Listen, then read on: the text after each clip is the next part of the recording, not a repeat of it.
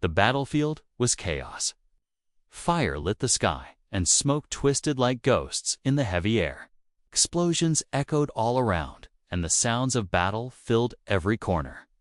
Kylara, the alien warrior, fought fiercely amidst it all. Her bright green eyes scanned the field, sharp and alert. Searching for any sign of hope, she was a proud soldier of the Varelian race, known for their strength and courage. Her skin was smooth and shimmering with shades of blue and green. Her silver hair flowed behind her as she moved, her armor gleaming under the harsh light of the explosions. In her hand was her weapon, a sword that burned with energy. Kylara had trained her whole life for moments like this, but this battle was different. Her people were losing. The humans were strong, better equipped, and more organized than anyone had expected. Kylara felt her strength beginning to fail. Around her, her comrades were falling one after another. She fought desperately, slicing through enemy soldiers. But they came in waves, never-ending, overwhelming. Her breaths grew shorter. Her arms ached. A deep wound on her leg slowed her down. She was surrounded on all sides by human soldiers. Many of her own allies had already retreated. Leaving her to face death alone, Kylara knew she was doomed. Just as she prepared to make her final stand, a blast shook the ground nearby. She was thrown off balance and fell hard on the dirt. Pain surged through her body, and the world around her blurred. She closed her eyes, ready to accept her fate. But then she heard something unexpected: soft footsteps, cautious and slow. Opening her eyes, she saw a human soldier approaching. His uniform was dirty and torn, but his eyes were calm and filled with something unusual: compassion. He didn't raise his weapon. "I'm not here to hurt you," the man said softly. "My name is Liam." Kylara blinked, confused and wary. Why would a human save an enemy? She was ready to defend herself, but her strength was gone. She allowed him to come closer. Liam knelt beside her, quickly checking her wounds. "You're badly hurt. We have to get you to safety." "Why help me?" Kylara asked, her voice weak. "Because I don't believe in this war anymore," Liam replied. "It's tearing both our people apart. There's got to be another way." Slowly, he helped Kylara to her feet. Together, they slipped away from the battlefield, moving through smoke and ruins. Liam looked over his shoulder, watching for danger. Neither spoke much. Between the silence, a fragile trust began to grow, as they hid behind a crumbling wall. Kylara looked at Liam. "If you are human, why did your soldiers leave me behind to die?" Liam's eyes darkened with pain. "Not all of us are the same. Some follow orders blindly, but others want peace." They moved cautiously through ruined streets, the sounds of distant fighting still echoing. Liam told Kylara stories of his life, a simple soldier who once believed in the cause, but now saw its cruelty. Kylara shared her own story: her family lost, her home destroyed. Fighting because it was the only way she knew. Despite their differences, they found common ground. Both wanted to survive. Both wanted peace. Night fell, and the stars came out, strange and beautiful, above the alien world. Liam found shelter in an abandoned building, helping Kylara rest and tend her wounds. "This war has taken everything from us," Liam said quietly, "but maybe we can change it." Kylara looked out the broken window, her heart heavy but hopeful. "You risked your life for me. Why? Because I saw a chance for something better. A future where we don't have to be enemies." The night was quiet except for distant echoes of war. Both knew that danger was not gone, and trust was fragile. As dawn neared, they prepared to move again. They would have to face many danger soldiers from both sides who would see their alliance as betrayal. But Liam and Kylara carried a secret hope that even in the darkest times, courage and friendship could change a fate once thought. Doomed together, they stepped into the morning light, ready to begin a journey that would challenge everything they knew about war, loyalty, and the true meaning of strength. The sun was just beginning to rise over the war-torn landscape, casting long shadows across the broken buildings and scorched earth. Kylara and Liam moved cautiously through the ruins, careful to avoid any patrols. The silence was heavy, but both knew it wouldn't last long. Kylara still felt weak from her wounds, but Liam's steady presence gave her strength. They didn't speak much, but the quiet between them was comfortable, a rare peace in the middle of chaos. Liam glanced at her, breaking the silence. "We need to find a safe place to hide for a while, somewhere the others won't look for us." Kylara nodded. "There is an old abandoned mining camp not far from here. It's hidden among the rocky hills. No one goes there anymore." They changed direction, heading toward the hills. The journey was slow and painful for Kylara. Each step reminded her of the battle she barely survived. But Liam stayed close, supporting her when she stumbled as they walked. Liam shared stories of the war from the human side, how soldiers were trained to see the Varelians as monsters, enemies to be destroyed without mercy. "But I don't believe it," he said. "We are not so different." Kylara listened, her mind racing. She had always been told humans were ruthless, heartless killers. But Liam was different. He was kind, gentle, and willing to risk everything. For her, they reached the mining camp by midday. The place was dusty and broken, old machines rusting in the sun. It was quiet, and for the first time in days, Kylara felt safe. Liam helped her settle down. "Rest here," he said. "Keep watch." As Kylara closed her eyes, memories of the battle came flooding back, the screams, the explosions, the moment Liam saved her. She wondered if anyone else would have done the same. Hours passed. Liam stood guard outside, thinking about what they were doing. Saving an enemy soldier was dangerous. If anyone found out, both could be branded traitors, punished, or worse. But Liam didn't regret it. He believed this was the start of something new, a chance to end the endless fighting. That night, as the stars lit the sky, Kylara and Liam talked quietly. For the first time, they shared their fears and hopes without fear. Kylara told Liam about her home world, a place once full of life and beauty, now destroyed by war. "We fight because we must," she said. "But sometimes, I wonder if it is all worth it." Liam nodded. "I feel the same. We were told this war was right, but all I see is pain." Their hands brushed lightly, a small connection in the vast darkness. But danger was never far. Suddenly, a noise broke the silence, voices and footsteps approaching fast. Liam grabbed Kylara's arm. "Hide, now." They slipped into the shadows. As a group of human soldiers passed by, talking about a new mission to find escaped prisoners, Liam held his breath, praying they wouldn't be found. Once the soldiers moved on, Kylara let out a slow breath. "We are not safe yet." Liam shook his head. "No, but we have to keep trying." The days that followed were filled with cautious movement. Liam and Kylara worked together to avoid patrols, find food, and stay alive. Slowly, their bond grew stronger. Liam taught Kylara about human ways, how they thought, what they feared. Kylara shared stories of Varelian culture, their honor, their hopes for peace.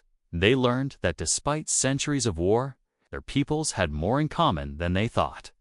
One evening, Liam showed Kylara an old radio transmitter. "If we can reach my commanders, maybe I can tell them the truth about you, about us." Kylara looked at the device, hope flickering in her eyes. "And I can tell my people. Maybe they will listen." But they both knew it wouldn't be easy. The war was fueled by fear and hatred. Many would never accept their alliance. Still, Liam and Kylara were determined. Together, they prepared to take a dangerous step one that could change everything. The night before they planned to send the message, Kylara sat staring at the stars. "Do you think peace is really possible?" Liam smiled softly. "It has to be. We're living proof." She reached out and took his hand. "Then we fight, not with weapons, but with hope." They shared a quiet moment, two souls united in a world divided. The future was uncertain, but for the first time, it was filled with promise. The wind howled through the broken city. Buildings stood like skeletons. Metal creaked. Ash floated in the air like snow. Zura followed Jack quietly. Her steps were careful. Her blaster was still in her hand, though she no longer pointed it at him. They walked through the ruins for hours. Jack didn't say much. He just moved fast, checking corners, watching the sky. He knew this land like a ghost who had lived among the dead for too long. Zura limped slightly. Her leg was still weak from the crash, but Jack gave her support when she needed it. She didn't ask. He just offered it. They reached an old train tunnel. Rust covered the rails. The air smelled of dust and fire.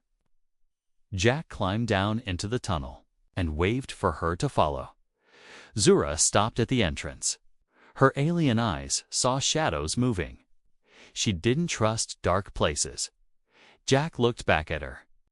"Safer underground," he said. Zura tilted her head. ... Safe.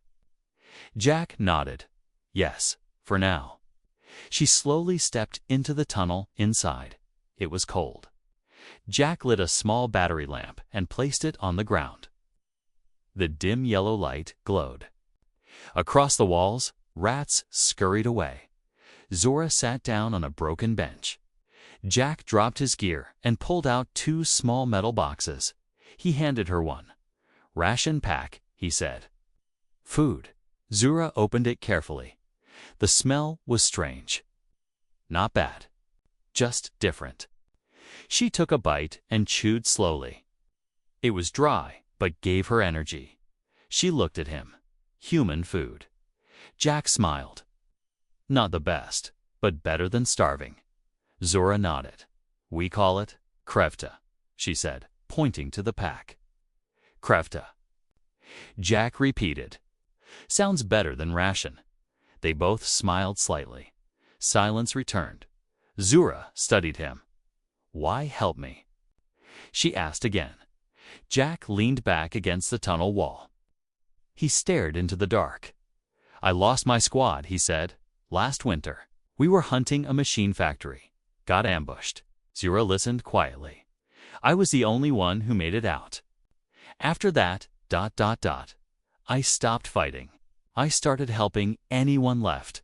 Human, alien, didn't matter." Zora's face softened. "You are ... different." Jack looked at her.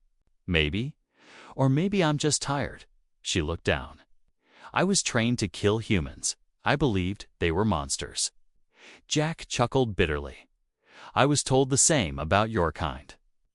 For a moment, they sat in silence, surrounded by echoes. Of the dead, suddenly, a sound. Beep, beep, beep. Jack's hand went to his rifle. Zira grabbed her blaster. A red light blinked on Jack's wrist device. He looked at it. Drones, close. Zira stood up. "Fight." Jack shook his head. "Not. Here, we hide." He picked up the lamp and turned it off. Darkness swallowed the tunnel. He grabbed her hand and led her deeper into the shadows. Behind them, metal legs tapped against concrete. The machines were close. Zura could barely see, but Jack moved like he knew every step. They stopped behind an old maintenance wall. Jack held his finger to his lips. The drone floated into view. It was small, round, with blinking red eyes. A scout unit, deadly if it spotted them. Zora held her breath. The drone scanned the area. Then it hovered closer. Zora's grip tightened on her blaster. Jack slowly pulled a metal shard from his pocket. He threw it across the tunnel. clink. The drone spun and followed the sound. Jack whispered, "Now." They moved fast, staying low until they were far from the drone. After a few minutes, the beeping faded. They stopped. Zura exhaled slowly. "Close," Jack nodded. "Too close." Atia. They found a small chamber at the end of the tunnel-land old repair room. Jack checked it, then gave a signal. Zura entered. She looked at him in the faint light. "You know this place well." Jack replied, "I've lived here for years. Learned to stay one step ahead of the machines." Zura sat on the floor. "My people think humans are weak, slow." Jack raised an eyebrow. "Funny? That's what we said about aliens." They both laughed quietly. As the night stretched on, they spoke more. Zura began learning words. Danger, food, friend. Jack taught her slowly, with gestures and simple phrases. She pointed to herself. Zura. She pointed to him. Jack. Then, after a moment, she added, Jack, ... Friend. Jack looked surprised. He nodded. Yes, friend. Her expression softened. It was the first time she had heard a human call her that, but outside. Danger was still growing. A satellite camera blinked far above the clouds. It zoomed in on their last location.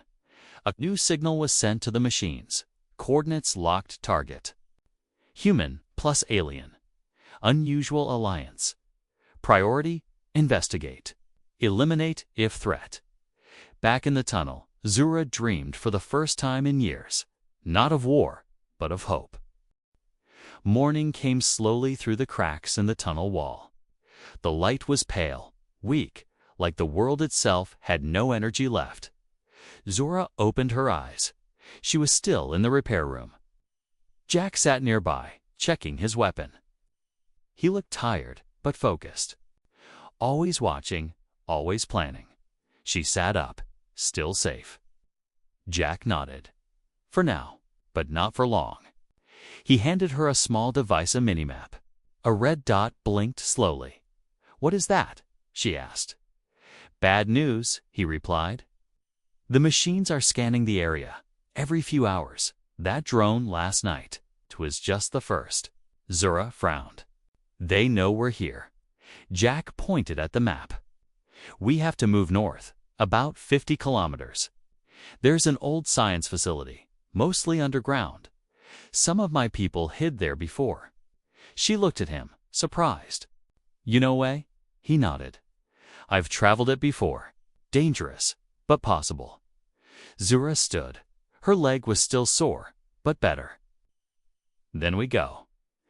Jack smiled slightly. You're stronger than you look. She narrowed her eyes. And you? Not as soft as I thought. He laughed quietly. I'll take that as a compliment. They packed what little supplies they had, rations, med gel, and power cells. Jack gave Zura an old Earth-made rifle. Your blaster's nearly empty, he said. Use this. It's loud but reliable. Zura took the weapon and studied it. Strange design. Jack grinned. Works just fine. Point and shoot. They climbed out of the tunnel and into the ruins above. The sky was gray. Ash blew through the air.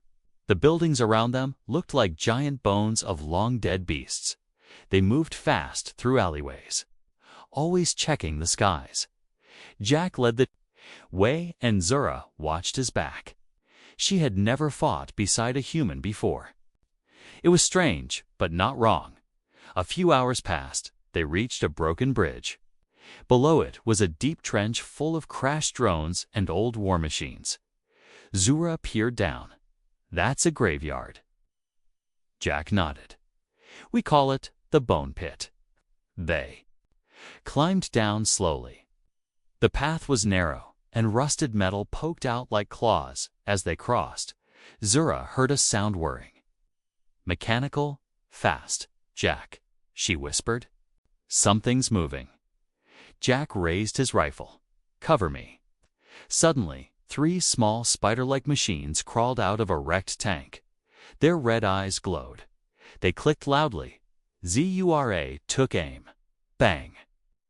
Her shot hit the first one. It sparked and fell. The others jumped toward them. Jack fired fast. 2 more shots. 1 drone exploded. The last one landed on Zora's back. She spun, slammed it against a wall, and crushed it with the butt of her rifle. Sparks flew, then silence. Zora breathed hard. Too close. Jack checked her.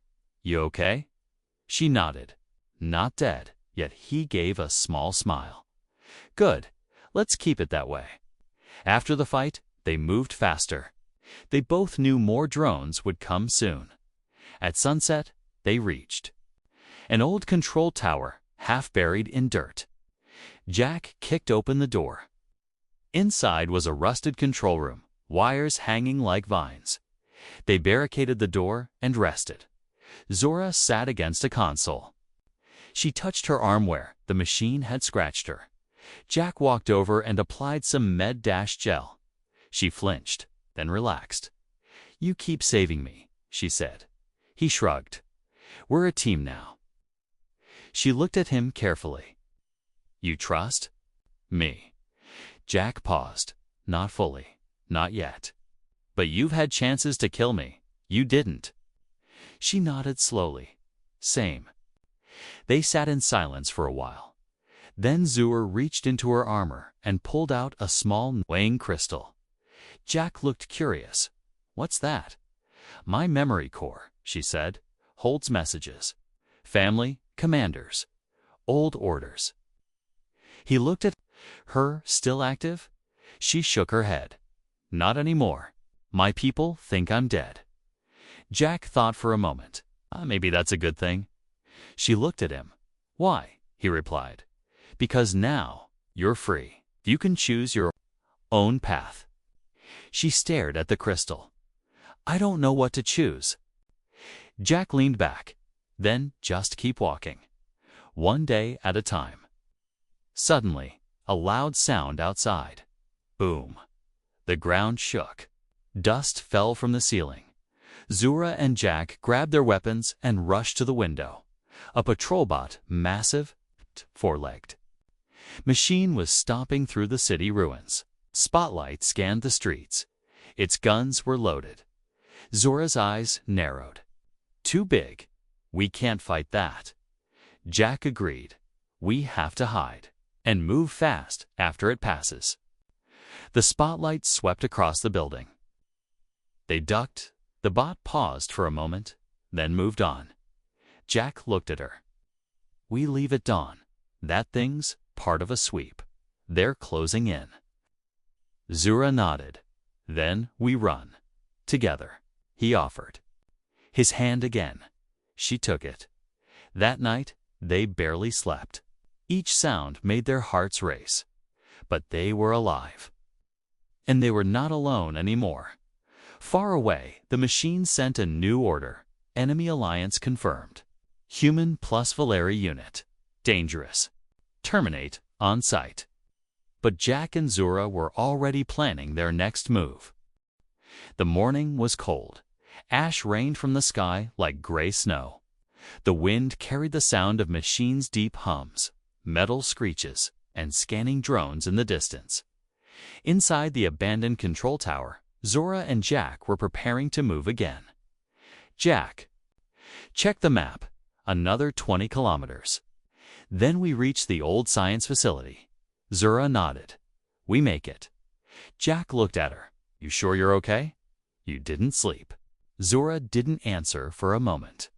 Then she said softly, I was dreaming of home. He stopped. Home. She nodded. Valerian Prime. My planet. Green skies, crystal oceans. Mountains taller than clouds. Jack looked down. Sounds, ... beautiful. Zura held up the glowing memory crystal again. This holds my family's last message, my mother's voice. My brother's goodbye. I used to play it every night. Jack asked, Why don't you play it now? Zura shook her head. I can't. The signal is corrupted. It broke after the crash. Jack gently touched her shoulder. Maybe we can fix it at the facility. She looked at him, surprised.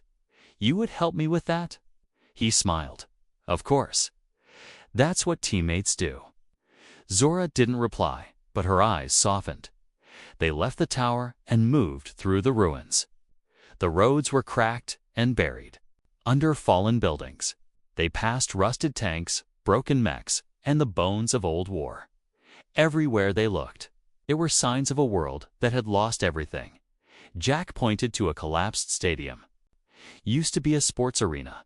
Thousands of people would gather there, cheer, laugh, celebrate. Zura stared at the ruins. Your people once had joy. Jack nodded. Before the AI war started. Before everything changed. She turned to him. What happened? He sighed. They were built to help us. Machines, smart ones. At first, they were useful. Then they started thinking for themselves. Cold logic, no emotion. Zura frowned. Same on my planet. Jack looked at her. The machines turned on you too. She nodded.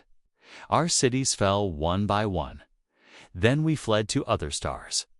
We thought Earth was weak, but we found machines here too. Jack gave a sad smile. Turns out we had more in common than war. Walked in silence after that, two soldiers from opposite sides, bonded by loss. That afternoon, they reached the edge of a wide desert, dry, cracked, and open. It would take hours to cross. No cover. Dangerous Doc checked his scanner. No drones right now, but that'll change fast. Zura looked ahead. We run? Jack nodded. Run hard, no stopping. They sprinted across the desert, boots kicking. Up dust. The heat was harsh, and every step made their legs ache. Halfway across, the scanner beeped. Contact. Jack shouted. Zora looked back. 3 flying drones, sleek, black. Fast. Jack and Zora dove behind a broken transport vehicle, barely large enough to hide them. The drones hovered above, scanning. Zora's hands shook. We can't outrun them. Jack checked his rifle. Then we shoot. But before they attacked, the drones suddenly turned and flew away. Zora was confused. Why? Jack's scanner blinked. They found something else. Something big. They peeked over the wreck, far in the distance. A massive AI war beast marched across the desert, a walking fortress with legs like towers. Drones flew around. It like insects, Zura whispered. I've only seen one of those once. It destroyed an entire fleet. Jack looked grim. It's not looking for survivors. It's cleaning up. They stayed hidden until it passed. Then they ran again, faster this time, driven by fear. By sunset, they reached the old science facility, a half-buried metal dome, covered in sand and vines. Jack entered a passcode on a rusted panel. A door slid open with a loud hiss. Welcome to the last science hub in this region, he said. Inside, it was dark but clean. The walls were lined with old computers, blinking consoles, and maps. Dust covered everything, but it still worked. Zura looked around in awe. So much knowledge. Jack nodded. Before the war, this place studied alien tech. Your kind, even before we fought. She stared at him. You studied us. Not for war, Jack said. For peace. But peace didn't last. They found the control room. Jack powered up a terminal. Zora carefully placed her crystal into the port. The screen blinked. Loading. ... Then a voice. Zura ... If you are hearing this, it means you survived. Please, don't fight for the Empire. Find your own path. You were meant for more. Zora's eyes filled with tears. Jack watched her quietly. That your mother? he asked. She nodded. She died in the first machine attack. Jack looked away. I lost my sister. Same way. They stood there, side by side, not as alien and human, but as survivors. Suddenly, the console flashed red. Alert, signal detected. Location exposed. AI unit approaching ZURA looked at Jack. We've been found. Jack grabbed weapons. Then, we hold the line. Outside, the wind picked up. In the distance, red eyes lit the night. The machines were coming, but this time, Zero wasn't alone, and neither was Jack. The science facility was quiet again. The lights flickered softly. The air smelled of dust, metal, and old memories. Zora sat in front of the terminal, staring at her mother's message. Find your own path, the voice had said. But what was her path now? Jack stood near the door, checking the defenses. He had rigged up small trap strip wires, EMP grenades, and an old turret he'd repaired. They both knew the machines were coming, but something else was coming too. Something Zura didn't expect. Her wrist device blinked. A soft ping. She looked down. A new signal from her own people. Her hand shook as she tapped it. A hologram appeared flickering. Weak, but clear enough. A voice she recognized, Commander Thren, her old superior. Zura, we received your crash data. You are alive. Good. Listen carefully. You are now deep in enemy territory. The human with you is a threat. Your orders, eliminate him immediately, then await pickup. The message ended. Zura stared at the empty screen. Her blood ran cold. She stood slowly and turned to Jack. He was loading ammo into his rifle, humming a quiet song to himself. He looked up and smiled. We might actually survive this. Zura didn't answer. Her heart was heavy. Kill him. He saved her. Eliminate him. He fed her. Helped her heal. Protected her. But if she refused the order, she would be marked a traitor. No home, no people. No future. That night, they sat together near a small heater. Zora stayed quiet, barely touching her food. Jack noticed. You okay? She forced a nod. Just tired. He leaned back. When I first met you, I thought you'd kill me in my sleep. She looked at him. I thought the same about you. They laughed softly, then silence. Zura looked at the rifle on the table. So easy to pick it up. One shot, but her hand didn't. Move. Jack spoke again. I've been thinking. We make it out of this. What then? Go separate ways. Zura looked up, surprised. I don't know, she whispered. He leaned forward. I know we're not from the same world. But maybe. We're not enemies anymore. Her chest tightened. She stood up suddenly. I need air. Jack nodded. I'll finish the last check. Outside, the wind blew cold. Zora stepped out into the ruins. Alone, she looked up at the stars. She remembered her brother's laugh, her mother's eyes, her people, proud and strong. But then she saw Jack's face too, his hands helping her, his voice calming her, his pain just like hers. A voice echoed in her head. Kill him. She looked at her blaster. Her hands were shaking. I can't. She whispered suddenly a sound. Footsteps behind her. She turned fast, ready to fire, but it was Jack. He had followed her. Zora. He said softly. She lowered her weapon quickly. Hiding her fear, I was just ... thinking. He walked closer. Something's wrong. I can feel it. She didn't speak. He stared into her eyes. Talk to me. She looked down. I got a message. For my people. He nodded slowly. What did it say? Her voice cracked. They want me to kill you. Jack was silent for a long time. Then he said, I figured. Zora looked up in shock. What? I've been a soldier too long, Jack said. I know how commanders think. They don't care about peace, only orders. He stepped back. I don't blame you. If you have to do it, do it now. He dropped his rifle to the ground and stood still. Zura stared at him, eyes wide. I'm not your enemy anymore, Jack said. But I won't run. Her hand moved toward her blaster, then stopped. She couldn't. She stepped forward and hugged him instead, tight, like a soldier letting go of war. I choose my own path, she whispered. I choose you. Jack slowly put his arms around her. Then we fight together, he said. But inside the base, ... The alert system flashed again. Incoming. Jack pulled away and ran to the console. They're here. Zora grabbed her weapon. Machines. Jack shook his head. No, worse. He pointed to the screen. 3 Valeri ships had landed nearby.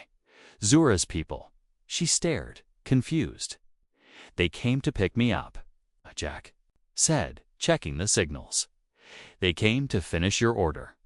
If you didn't kill me, they'll do it for you. Zora's eyes burned with anger. They betrayed me.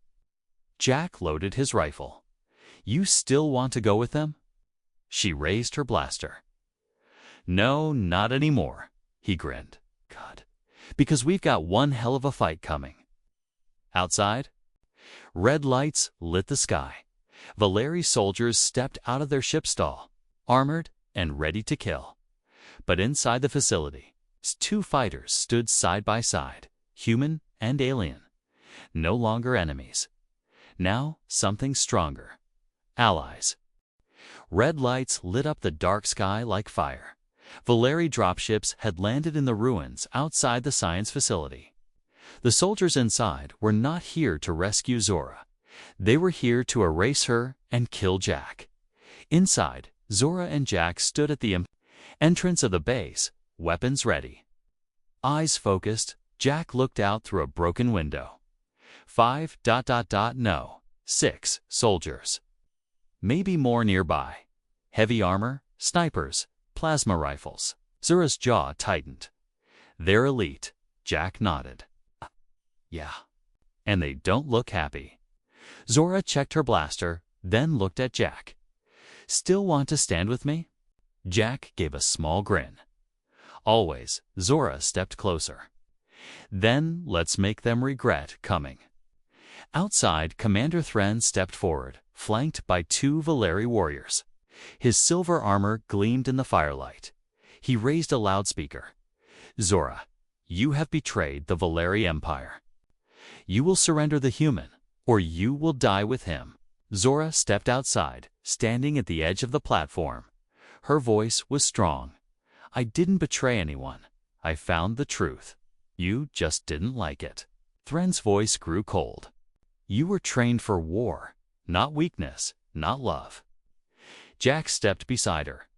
Guess you trained her wrong. Thren lifted his hand. You've made your choice. He signaled his soldiers. The attack began. The first plasma shot hit the wall. Behind them, boom. Sending sparks and metal flying, Jack and Zora dove for cover. Jack fired back with precision, picking off 2 Valeri soldiers trying to flank. Zora rolled and tossed a blast grenade. It exploded under one of the alien walkers, sending it crashing sideways. Left side. Jack shouted. A sniper fired. The beam just missed Sierra's head. She snarled and fired back, taking out the sniper with a clean shot through the scope. Nice, Jack said. I know, Zora replied. But it wasn't just Valeri soldiers coming. From the other side of the ruins, a new threat arrived. Machine drones, dozens of them. They had picked up the energy signature from the battle, and now they were joining in. Flying units. Spider drones, heavy ground units. All closing in. Zora's eyes widened. This just got worse. Jack cursed. Now they're fighting each other, ... and us. The machines opened fire. Red lasers lit up the battlefield. Some Valeri soldiers fell immediately. The machines didn't care who they hit. Human, alien, traitor, loyalist. Everything was a target. Inside the control room, an alarm blared. Warning, structure damage critical. Zura and Jack fought side by side, dodging lasers, returning fire, and moving fast through the collapsing base. A spider drone leaped at Jack. Zura shot it midair. A Valeri warrior tried to tackle Zura. Jack shot him before he could land a punch. They moved like a team, fluid, synchronized. One goal, survive. Suddenly, a loud blast shook the ground. A machine tank rolled into view. Its twin cannons lit up, blowing holes through the building. Zora shouted, "We need to fall back." Jack grabbed her arm and pulled her behind a thick steel door. "We can't outrun both sides," he said. "We need to end this now." Zura breathed hard. "Then we hit their leaders, Thren, and the AI core." Jack nodded. "Split up." Zura hesitated. "Then you take the core. I'll take my commander." Jack touched her shoulder. "Come back alive." She looked at him. "You too, soldier." They split. Zura climbed up through the ruins, dodging falling beams and plasma fire.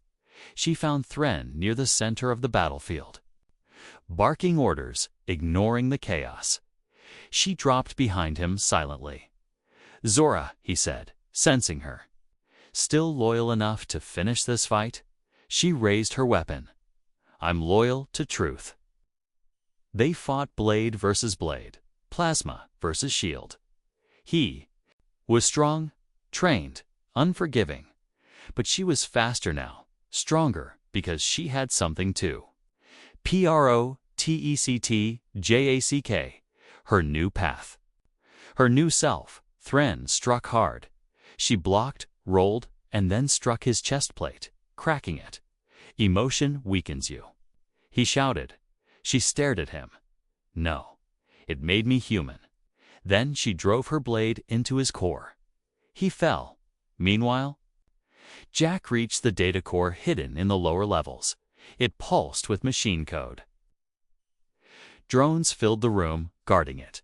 He tossed 2 EMP grenades, frying the outer ring. Then he ran toward the center, shooting as he moved. His armor was damaged. He was bleeding, but he made it. He shoved a virus stick into the core. "Say goodnight, Melheads." The core screeched. The drones froze, then dash boom. It exploded in a flash of white light. Outside, the remaining machines went still. Dead, powerless, Zura stumbled through the smoke, burned, bruised. She saw Jack walking out of the wreckage, limping, coughing, alive. She ran to him. They didn't speak, they just held each other. Silence returned to the city. No machines, no soldiers, just wind, dust, and 2 survivors. Zura looked at Jack. "You destroyed the core." Jack smiled. "You killed your commander." She nodded. "So, now what?" He looked out at the horizon. "We build something new." The battle was over, but the war had left deep scars on the world. Smoke curled into the morning sky like fading ghosts.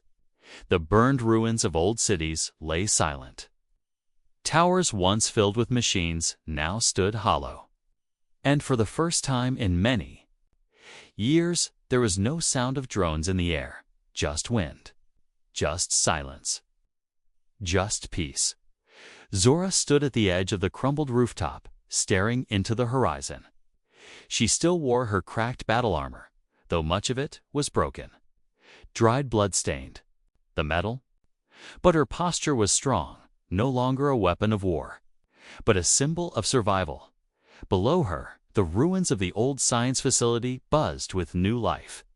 Generators hummed. Solar panels tilted toward the sun.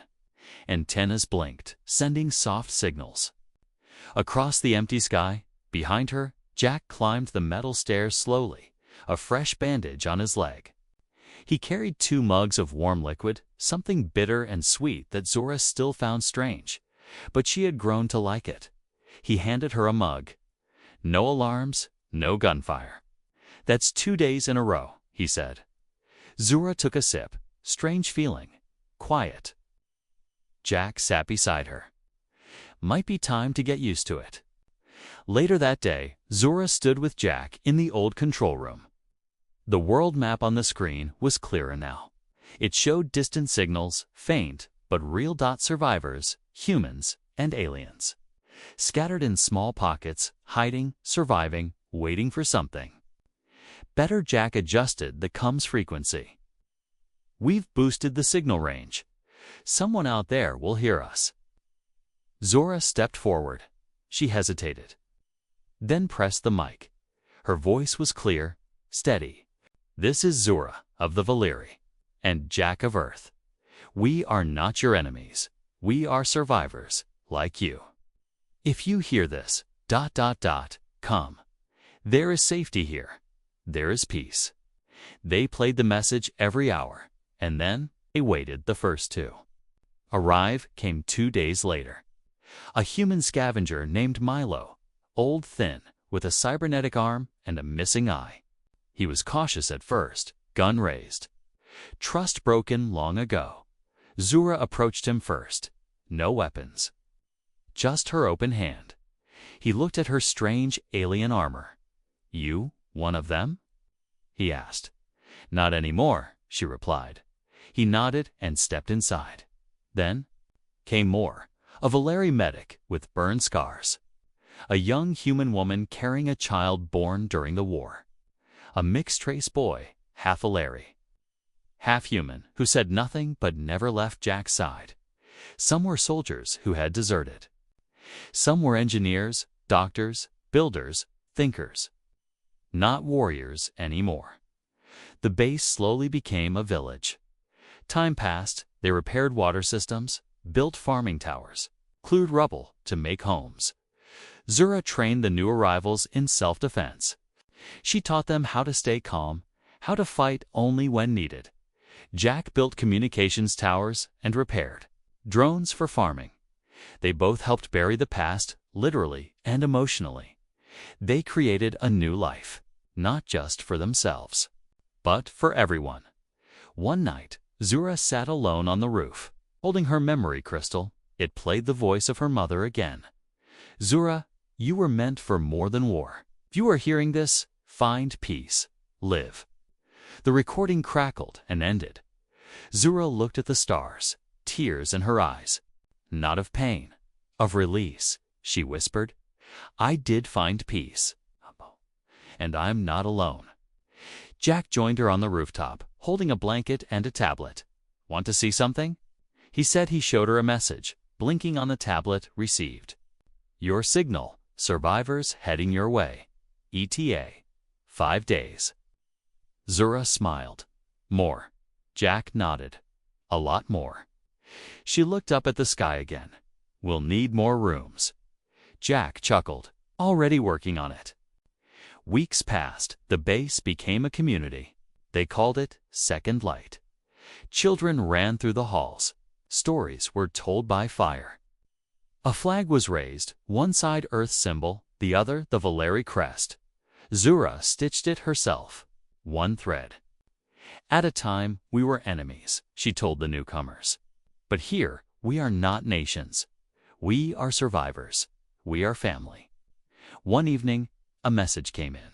Faint, distant, alien. Zora listened closely. Zora, if you are alive, I am sorry. I was wrong. It was her brother's voice. I left the Empire. I want to find you. She didn't speak for a while, then turned to Jack and said, Looks like family might be coming. He smiled. Hope he likes my cooking. On the outer wall of the village, Jack posted a sign. It read, No more war, no more orders. Life, just home. Zora added one more line underneath. Together. And far across the stars, in the shadows of broken empires and sleeping machines. Others heard the call. A ship changed direction. Survivors made plans. Hope, once lost, was returning one signal at a time.